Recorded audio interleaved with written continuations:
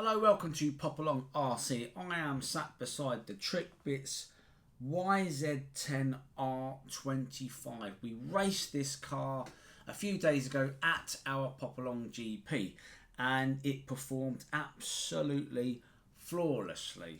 Now I can talk about this until I'm kind of blue in the face. I think the best thing to do is roll VT on the A final and I'll talk you through it.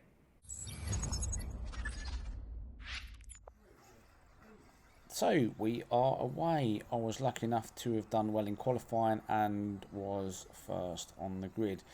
So the first thing I noticed actually in this final is the sand had come up and there was not as much grip as there was in previous heats and whatnot. So I am a little bit off the apexes here and the car, I'm driving it perhaps a little bit slower.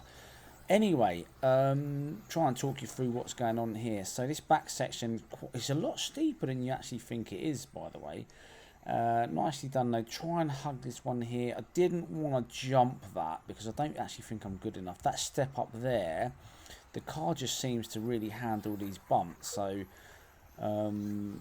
nice there, close to that one. Again, I don't want to be jumping that one. I'm not good enough. I don't think I am anyway. A nice wide arc round. It's quite sandy at that position of the track. This is the most challenging bit, that tabletop there, and you'll see in a minute what happens there. But so far so good. And I'm kind of, when you race, when you newbies kind of watching, you kind of keep an eye on the people that are behind you, and sometimes if you don't have to push really hard, then why do that and warrant making mistakes, and then of course you're going to drop back. So that's what I was doing. I was conscious that the two guys behind me were blisteringly fast, and I knew that if I was going to make a mistake they were going to be on my tail relatively quickly. So what I really wanted to do is just keep pulling away, and I think little bit by little bit I was actually doing so.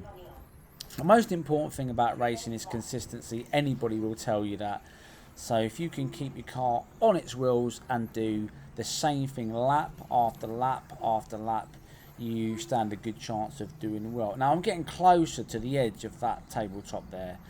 I'm trying to sort of push it each time, but without obviously making any mistakes. I'm still pulling away, just edging away slightly from the guys behind. Now this car, as I said before, absolutely didn't miss a beat on the day. It was blisteringly quick. It gripped well. The only thing I did really was I lowered it slightly, and there we go. Now that is my one and only mistake. Great marshalling there. Thank you very much. Now I was obviously quite far ahead there, so the guys behind, it's still my race is what I'm trying to say, but they are still catching. Anyway, before I made that mistake, I was telling you about the car. So the only changes I did, yes, I lowered it and then I glued the front side walls. In hindsight, I probably should have put new rubber on for this final, but you run the risk, you know. It's a gambling thing, isn't it? You know, do you gamble it, do you not? I think I made the right decision in the end. But yeah, as I say, the car was flawless. It handled the bumps super well.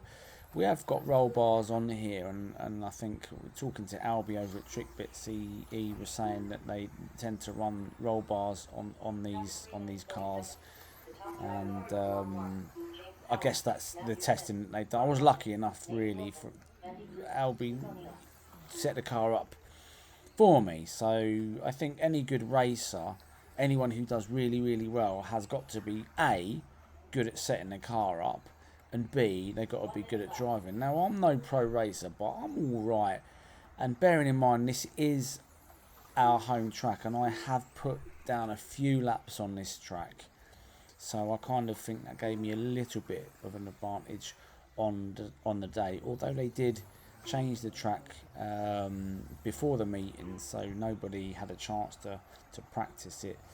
But I do know the conditions, and I do know that the sand can come through and things like that, so I did have a little bit of an advantage there. But yeah, like I say, the car was flawless. I have literally no negatives whatsoever to say about the car. I think that to me, it drives like a really, really well set up vintage car. It certainly doesn't drive like a modern car, and you wouldn't expect it to either, because the geometry obviously is that of a vintage car. So but yeah, really, really nice. I'm thoroughly looking forward to racing this throughout the summer on various different surfaces. So there you go, what a race that was. I really, really enjoyed that race. The next thing to do with this car, we're going to take it on carpet, give it a little bit of a run indoors, see how it performs there, and possibly a few other races throughout the summer. But we're going to finish at Oswestry, which is this year's revival, the one that we're going to. There's actually two, we can only make one. That's the one in September, and that will be on grass. We are also going to do some testing on one of our grass tracks as well throughout the summer, and just enjoy running this car before we have to give it back. I don't really want to give it back because it's such a nice car. But anyway, all good things I suppose must come to an end. But before that, we're going to race it and see how she performs on these other surfaces. Anyway, massive thanks, by the way, to Albie over at Trickbits for letting us do this project. We've also got Amy and Jamie Booth for supplying the electrics as well. If you like what you see, like, subscribe, hit the old ding dong bell, and we'll see you on another one.